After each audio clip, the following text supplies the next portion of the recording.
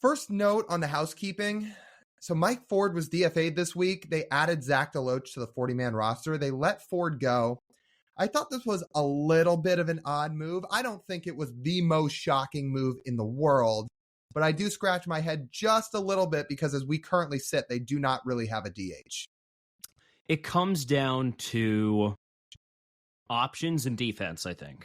I think that's literally what it is. Mike Ford had no options left. That's why he was DFA'd, because he had to get DFA'd, and they took him out the 40-man. And again, if you think about it and you think of how Jerry thinks, even if he goes on the record this offseason, which he has, saying, well, if we could have a guy who only hits in the DH role, we'd love that.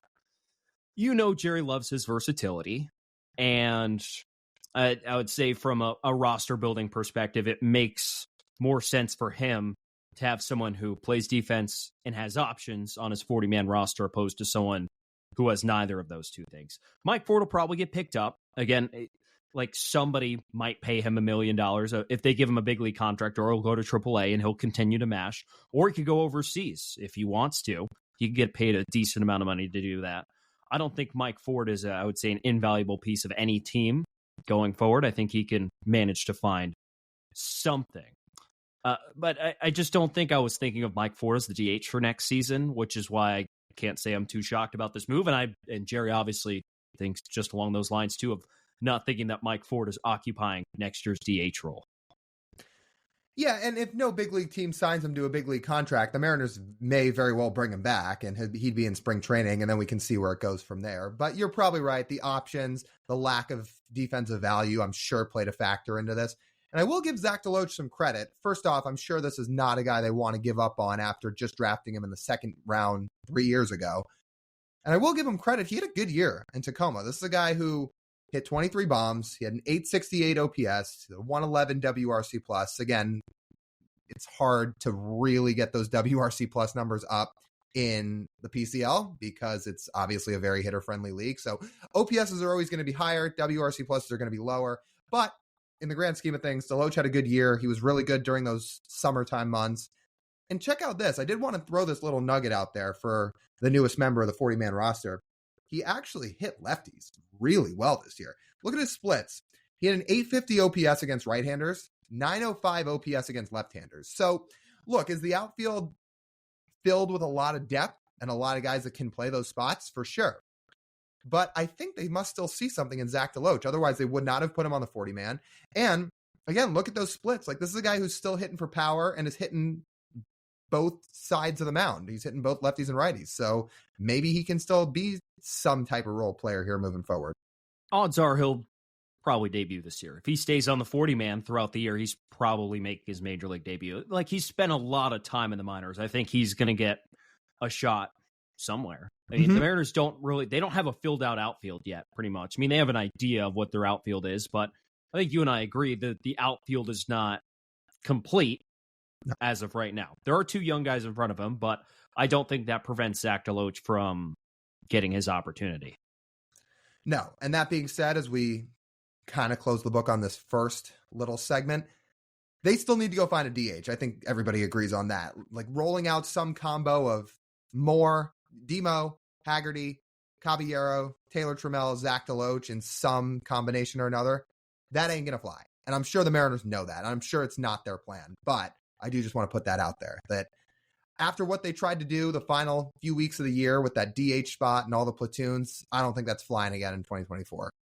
That's not quite like me packing all my stuff into a box if Shohei signs with the Rangers level of unacceptable, but not great. Maybe not too far off. Maybe not too far off, I would say. Not too far off. No, maybe not too far off. Okay, I will say, in a little bit more of a positive light, speaking of hitting, they may have a new man in town to help some of these bats because they just hired a guy by the name of Brant Brown to the major league coaching staff. Now, he is expected to help in the hitter's role. He's not technically a hitting coach, or at least not yet, because it has not been reported what his exact role is going to be. But they did bring Brant Brown in. He is going to be on the big league staff. And here's how everything kind of shakes up on the coaching staff. So with Stephen Vogt taking the Guardians job, the manager job for the Guardians, Tony Arnerick, who was part of the hitting team in the coach's role over the last couple of years, He's going to be the new bullpen coach, which is the role that Stephen Vogt filled last year. And then as a result, Brown's going to be on the staff, and they still want to add one more hitting coach to pair with Jarrett DeHart. At least for now, that's where everything stands. But the guy we're here to talk about is Brant Brown, who has a pretty good reputation over the years. He did really help out the Marlins for their hitting last season. I mean, a tweet out here highlighting just the year-to-year improvement they made from 2022 without him to 2023 with him. The average improved by 24 points. The on-base percentage jumped over 20 points, 24 points of on-base percentage. The slugging jumped up a massive amount, 363 to 405 as a team. The WRC plus jumped 9 points, and the strikeout rate dropped by 3%. I think people want all of that for what happened to the Mariners, especially that last number, that strikeout rate, which plummeted down from above average to bad, actually. Not above average, bad. 25% is bad as a team. To pretty manageable and pretty good at around 21%. So I think people would take that. I mean, he has been in the Mariners system before. He spent 5 seasons in the Mariners organization starting in 2013. Used to work with Scott Service with the Texas Rangers when they were both there. And I think maybe the most important thing that people will attach onto, I mean, he's spent some time working with some pretty famous hitting coaches like Robert Van Scoy, who JD Martinez credits for most of his success and his all-around balanced approach at the plate. And isn't he the guy that Jared didn't confirm on the record, but said he was working with in the offseason? I think that was him, right? I think you're right. I think it is him. I think it was a couple of different people, but Van Scoy was said to have played a role in Kelnick's improvements. So so he comes from kind of a branch of some really good hitting coaches. Not to mention, I think what people hear when they hear Brant Brown is not just a guy who has experience in the organization, not just a guy who's had a good track record of success. Because, by the way, before the Marlins job, in between the Mariners and Marlins job, he spent 5 years with the Dodgers, 2 years as the assistant hitting coach, 3 years as the hitting coach, including in 2020 when they won the World Series. So this is a guy with a good track record. And not only is JD Martinez a guy that really likes Robert Van Scoy, and clearly Brant Brown is a guy who has had a lot of experience with Van Scoy, but who did Brant Brown just help mentor this year and help coach this year? That would be one Jorge Soler with the Marlins, who is a free agent.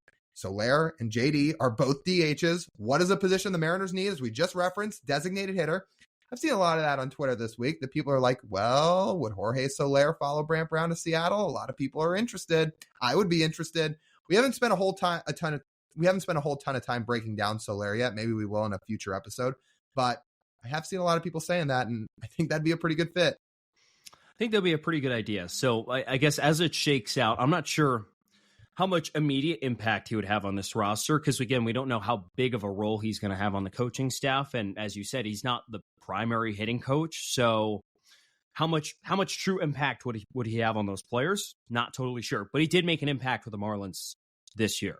And the Mariners obviously saw something and saw enough to bring him on. And now we're going to have to see what he's going to achieve here in 2023. I think if he brings Jorge Soler along, I think that he's done his part. I'll say he's done his part if he gets Jorge Soler.